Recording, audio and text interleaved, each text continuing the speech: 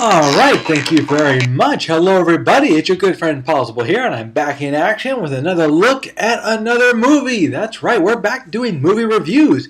In case you didn't know it already, this is what we do here, or at least that's what I think we do here. Anyway, what movie are we here to look at today? Well, it is, of course, X-Men Days of Future Past. It took me a lot to review this particular movie because a lot of people liked it. If you did like this movie, stop the YouTube now and change the channel to a different X-Men review. If you did not like this movie, and I know I'm in the minority here, then you might want to stick around and remember why you did not like this movie. You know, X-Men Days of Future Past was a movie that, first off, I will admit right now, I walked into this movie with very high expectations. I had heard the good things, and I was ready for this movie. So me and my family couldn't wait to get in, sit down, get cracking, and enjoy this show. We were willing to forgive that once again there was going to be this hyper-reliance on Wolverine, that he was going to be in every scene, and that Hugh Jackman was just going to take over this movie again, just like he did all the other X-Men movies. With, of course, the exception of X-Men First Class, and by that time I think even Hugh Jackman was getting tired of being in the X-Men. But, you know, in this one, we have Hugh Jackman being sent back in time to his younger body back in 1973. So before, we were never told what year it is. We were always told it was the near future or the future. Now we have a set time. This is set in 2023. The future version, and he goes back to 1973. Does that really help out? Not really. You gotta remember, when you were first watching X-Men, or excuse me, Wolverine, where we see him grow up and be a soldier, we also see him show up in Vietnam in the early 70s. So the fact that he was supposed to be also in, I think it was Chicago at the time or something like that. I forget where he woke up in. He wakes up, he's in the States, and he's working for some mob guys. He's supposed to be protecting somebody. Anyway, he heads over to the Xavier School for Higher Learning, and there he finds a very different Charles, very different Beast. An interesting little setup there. Okay, suspend a little bit of disbelief. Apparently there's this drug that can cure Charles's back problem, but it suppresses his mutant powers to do so.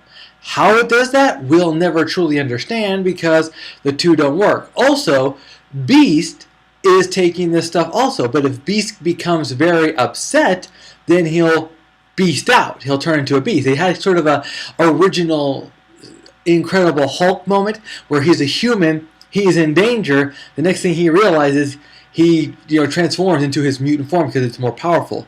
When Charles is in danger, he doesn't suddenly lose his back or anything like that. This whole thing really centers around the Sentinels. The Sentinels were supposed to be this big, badass version. I liked the change that they made. I know a lot of people said they were upset about it, a little upset. I liked the fact that they had these machines that were more powerful now, more flexible. You could believe that they were actually able to destroy, very hard to beat and everything. So the Sentinels were developed by Peter Dinklage's character, who I always mispronounce, and Bucky is not here to help me pronounce the name properly. Apparently Mystique kills him in 1973. She thought she was doing a good thing. Instead, it turns out she was making things worse. When it comes to X-Men Days of Future Past, the one thing that got to me more than anything else was just the pacing and the familiarity of the characters. And you weren't holding your breath for everything. If anything, you were just trying to stay awake, waiting for something to happen. If there's anything that bothered me is that, it took them forever to get from New York to Paris. I understand it's a long flight. However, and I'm going to butcher this name, Trask was in Paris, and all of a sudden the White House finds out about the mutants and everything. He's all of a sudden in Washington, D.C., like that.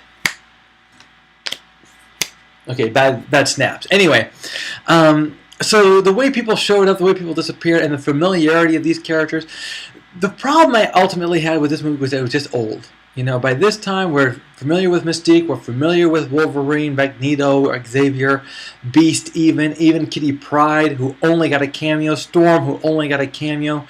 Some of the best characters were nothing more than cameos. Blink was awesome, but she's barely in it. Colossus is there. Wolfbane is supposed to be this one character, and I don't understand what his power is or how he was able to survive or what his story is, because you didn't even hear his name. The guy who catches on fire, you'd think he was Johnny Storm, but it turns out his name is Sunspot. I thought it was Pyro, but you didn't get that because these were just canon. They just threw these characters in. If there's anything you hear about nowadays when it comes to X-Men Days of Future Past, is that Quicksilver is awesome. Everyone loved Quicksilver. Why? Because he was new. He was fresh to the series. He gave us something to cheer for. And his power was very cool, and it was very fun to watch him. Everyone else seemed just very tired at this point. And it wasn't as much fun to watch as I wanted it to be. I was expecting to enjoy it. I wound up being bored by it. And I was kind of disappointed that it took so long just for them to get to a place. It's like, you know, I get that Magneto's picking up this big thing, but gosh, when is he going to do something with it, you know? So for me, X-Men Days of Future Past, get to decide. I didn't like it, but that's just me. I found the pacing to be slow. I found the character development to be not there, and I just wish for better. You know, that's all I gotta say about Days of Future Past. It gets to decide. All right, guys, that's it for me today. We'll see you at the theaters.